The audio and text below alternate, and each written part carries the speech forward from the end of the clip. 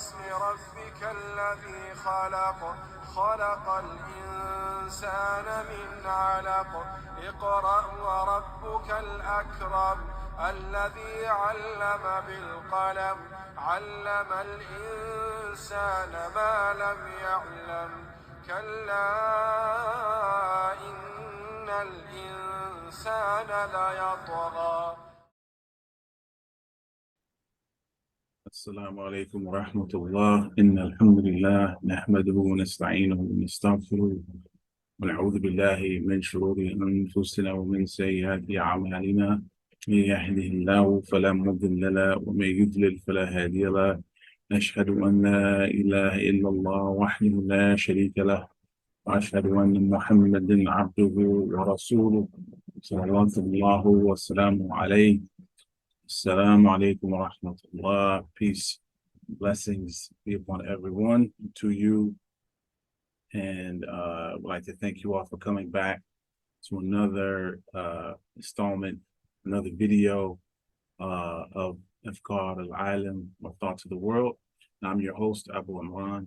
Terry Allen, who was 29 years old, was riding in a rental car as a passenger in Dubai on April 28th of this year when the driver, a friend of hers from Nigeria, got into a minor fender bender, as reported by Allen's mother, Tina Baxter. Allen told her mother that she was briefly handcuffed when local police arrived at the scene, and the car, meanwhile, was towed back to a rental car company with her personal belongings still in the car, including her phone, wallet, and a passport. She was later released. And the police then instructed her to go to get her items from the rental company.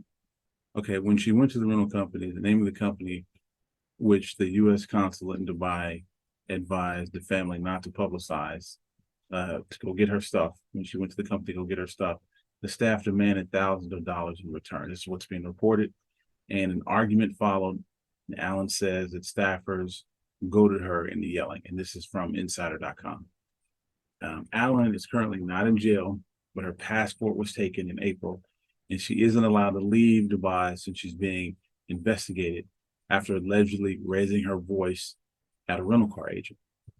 So she's being charged for shouting, which is actually a crime technically under UAE law, and it's considered offensive behavior, and it can warrant up to 2 years in prison. So apparently there's laws in UAE which prevent women from yelling at men or yelling out in public like this. Okay. So a lot of this is alleged, and the story is relatively new for us in the United States. And so we're getting bits and pieces of information about it. But there's still, regardless of what the whole truth is, there's a lot of things that we can learn from this story. And so that's what we wanted to talk about today, which is the topic of today. And so from the name of the video, we'll talk about, clowning and basically going around the world and just presenting a clown image to people as to this is what, the African-American people are, what they're about. And so, but before we get into that, there's some things we have to understand that we should consider that whenever we travel. Okay. So first of all, whenever we travel, and this applies to men and for women, we should know the custom, the laws of the places that we're going to before we go there. And so oftentimes, it's very popular in American culture to fly to Europe, to the greater American culture, to fly to Europe, and this type of thing. And so in Western countries, the value systems are very similar to the United States. And so if you go to Mexico, if you go to Canada, you go into Europe, for the most part, things are very well understood.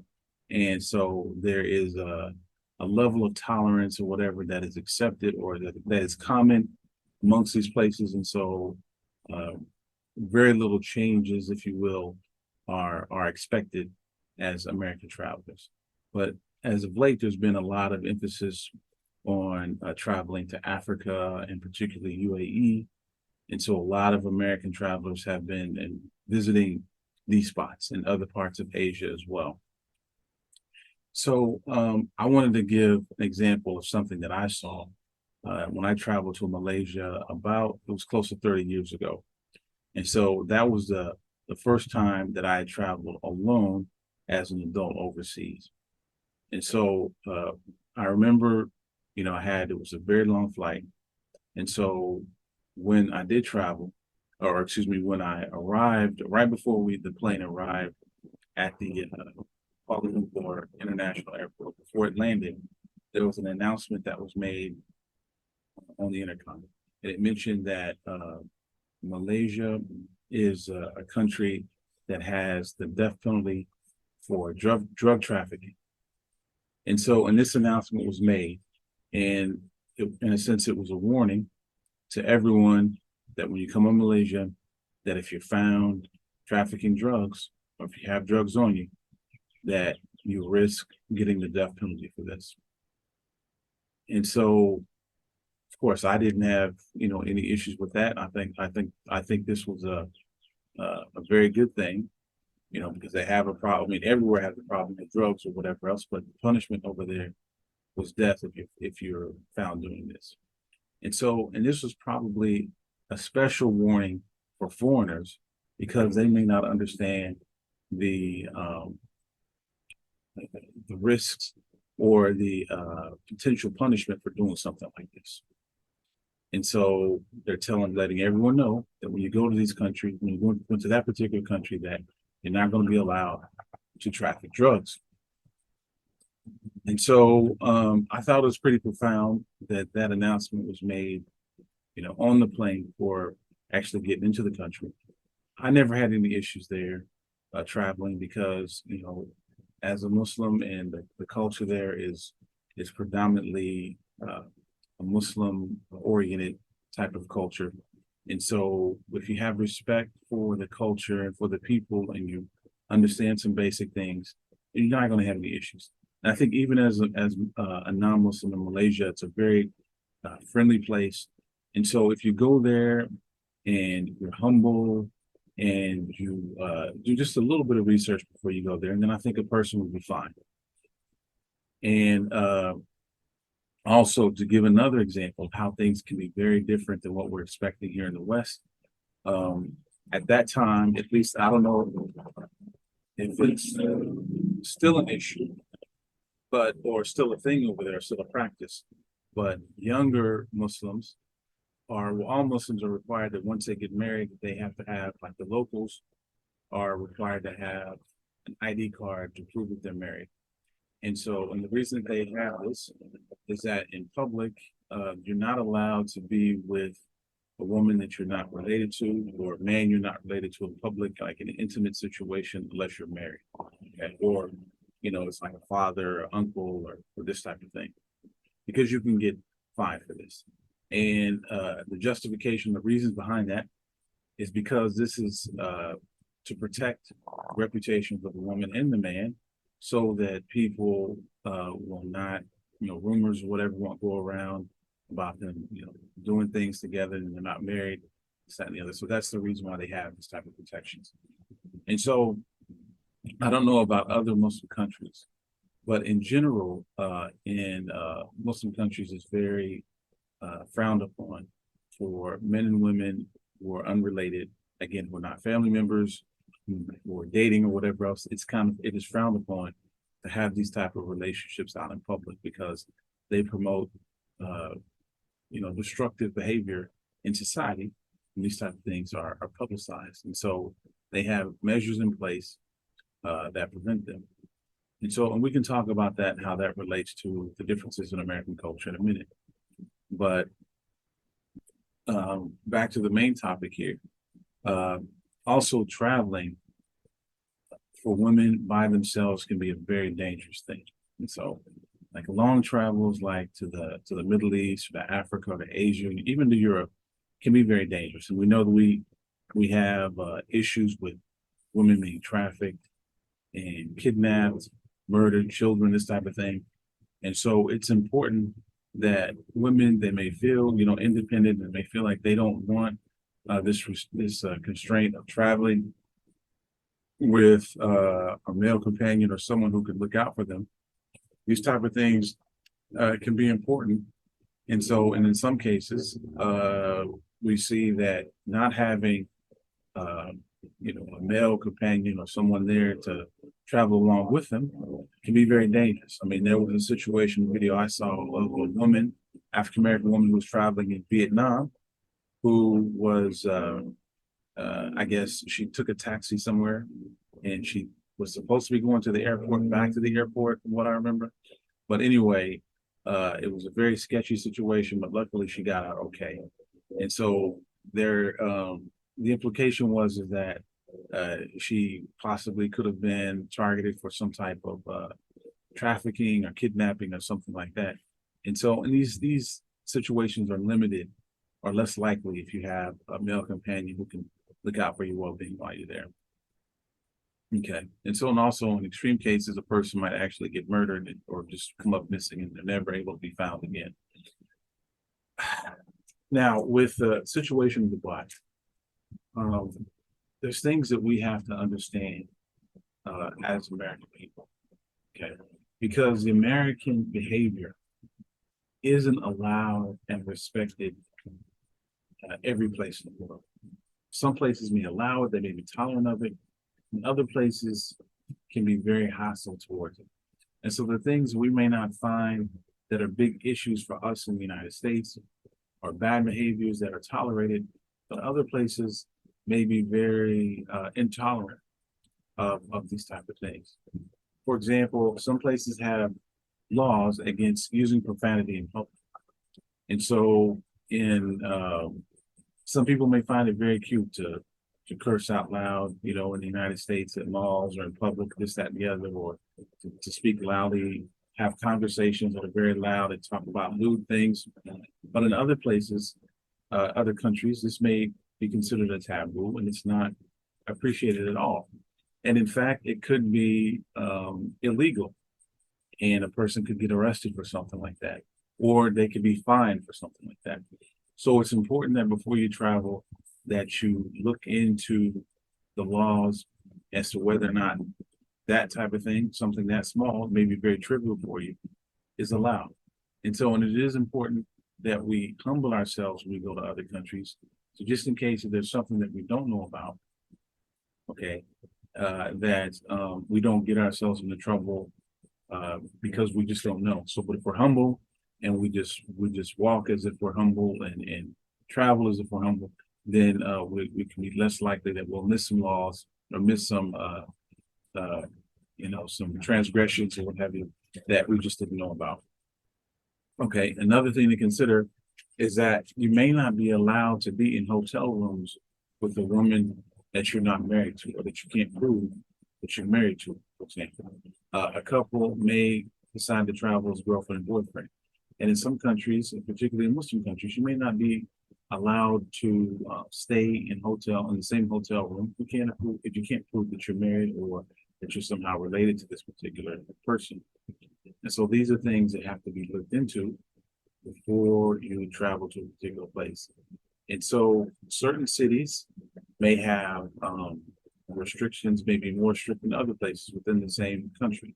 So you may, for example, travel to the capital city where it would be a lot more liberal, and those type of things wouldn't be considered as taboo.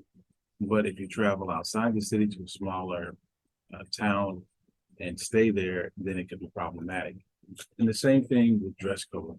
And so there's certain things that may be allowed in Western culture that women dress with tight shorts and men with shorts and this type of thing that could be considered acceptable in American culture, which may not be as acceptable in other countries. And so it's important to understand what the limitations are. And so, and even though a person may do those type of things in another country, may dress provocatively, if you will, in these other countries, things may not be said about them. That doesn't mean that you are leaving a good reputation for the people as to your home country. So they may recognize you as an American person, and the people may develop some resentment for you coming there as an American, for example, and you're not dressing appropriately, you're not being considerate of the culture of the people there. And they may have some resentment for you.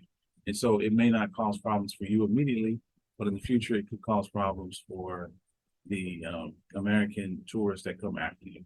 So, and the treatment that they receive or the treatment that you may receive in the future could be affected by this.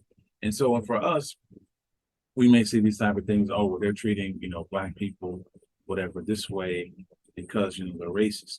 But it could be, it could be from racism, or it could be that they've had experiences in the past. They say, well, we've had these tourists that come here and they act a particular way.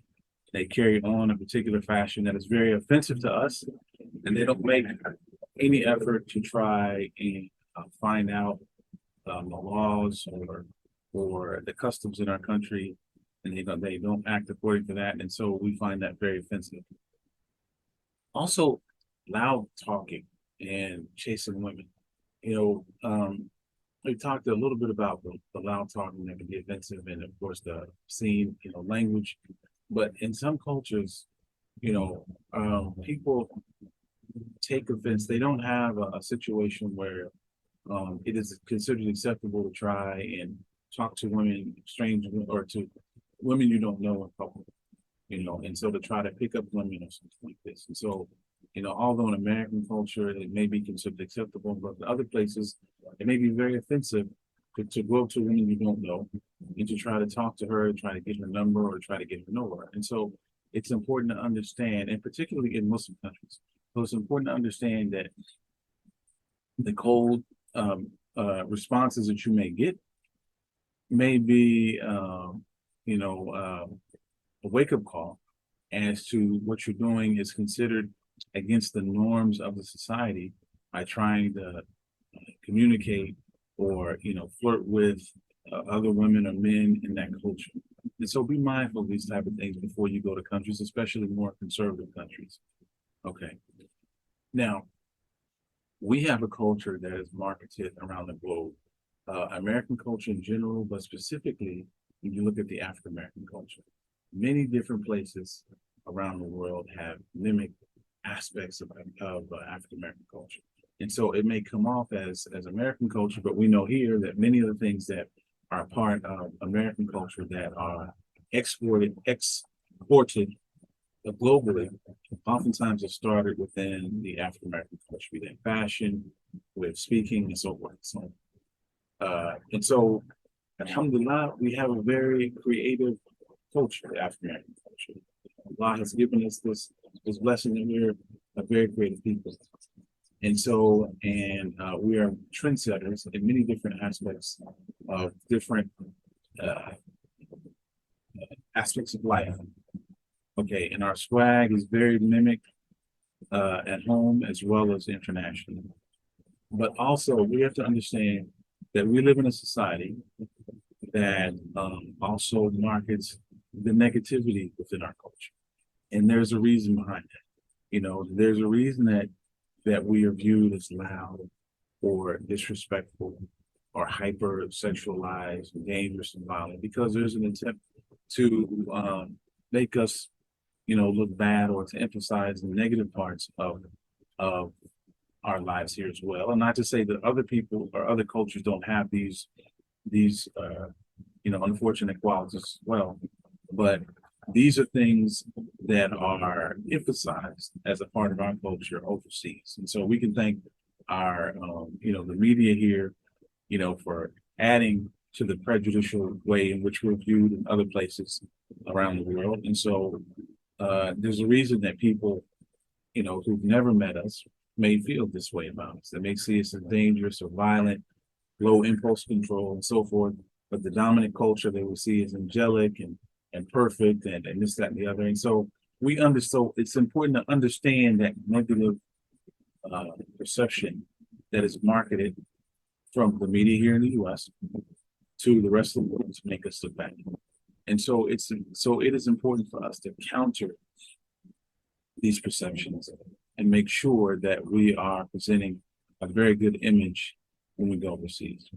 And so with this the situation with this lady who was being held over the Bible, it is important for us to put on our best behavior when we go overseas and understand that we unfortunately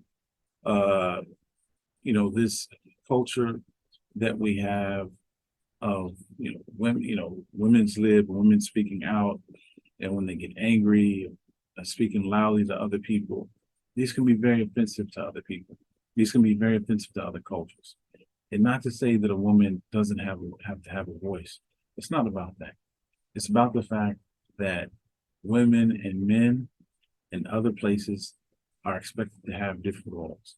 And not to say that it's okay for a man to yell at a woman or this, that, and the other, but women are expected to be more feminine, fall into more feminine roles.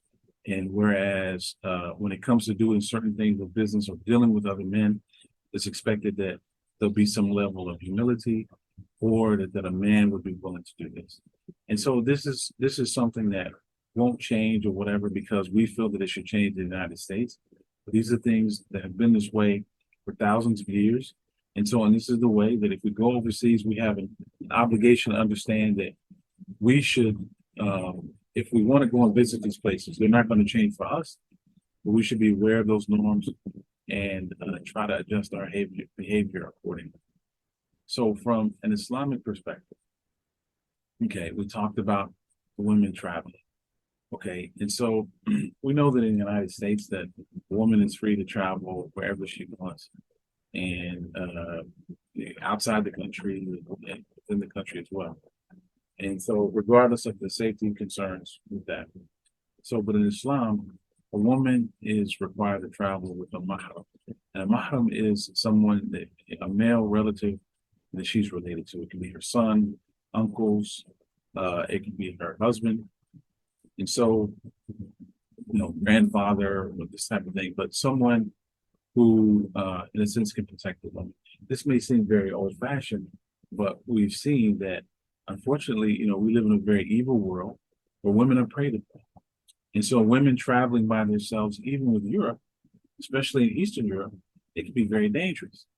And so, and so this is something that this mahram system in Islam is something that is still quite relevant today. And we see that today. Okay. And women and men dressing modestly. We live in a society where being modest is viewed as a weakness, or is viewed as something that's dated, antiquated, and something that doesn't even take place. But we want to be respected for what it is that we have to say. And we feel as if we don't want no man and no woman, or not most men and not most women, don't want to just be judged by their physical appearance. But if we initially give off vibes that, our physical, that we are willing to, not be modest in our dress and initially, then people will judge us accordingly. It's just like when you go to a job interview, it's expected that depending on the job that you will dress professionally. And so different jobs may require a different level of professionalism. But if you dress down for that occasion, then there's a good likelihood that the people who are hiring you may underestimate you because of that initial encounter.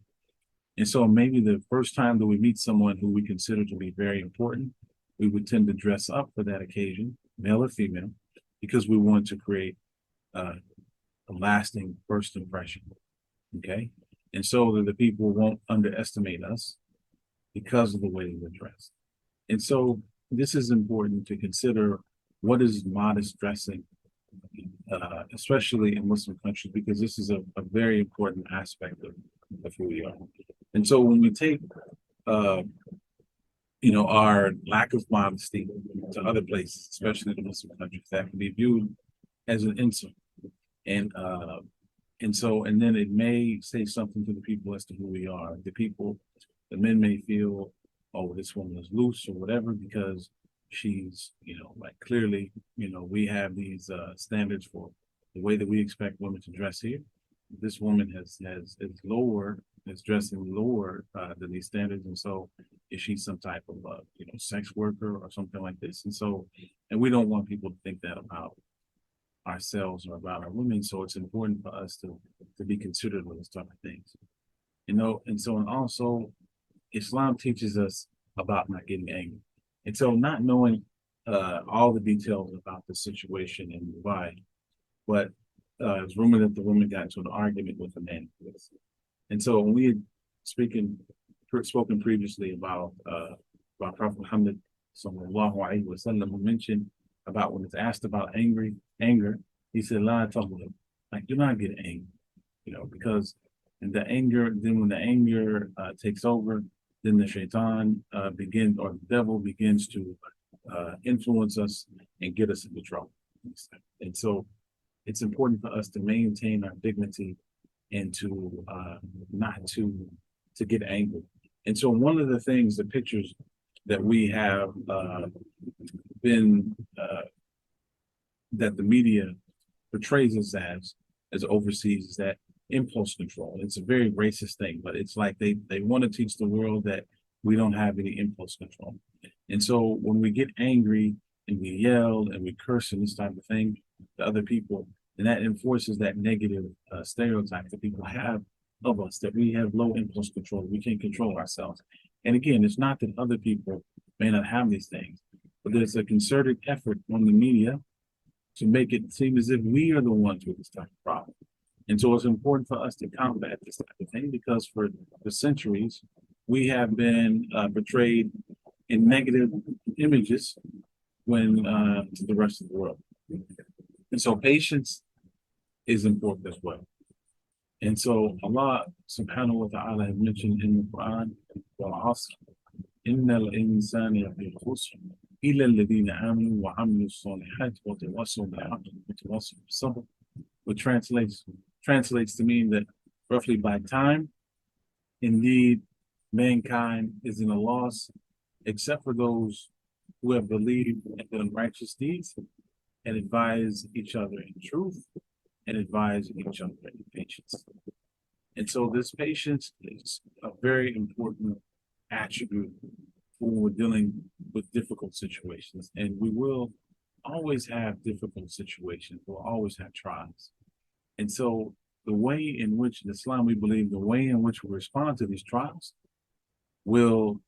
can elevate our status with Allah, the creator of everything, and it can lower our status as well. And so we know that we'll always be tested. And so it's always important for us to remember Allah and to call on Allah for this patience. Okay? And so that when we have these trials, especially in countries or places that we're unfamiliar with, it's important for us to have patience. Because ultimately, after the trial, then if we handle that in a way that is pleasing to Allah, then we'll receive reward for that. So thank you again for watching Afkar Al-Alam, and we hope to see you again on our next video.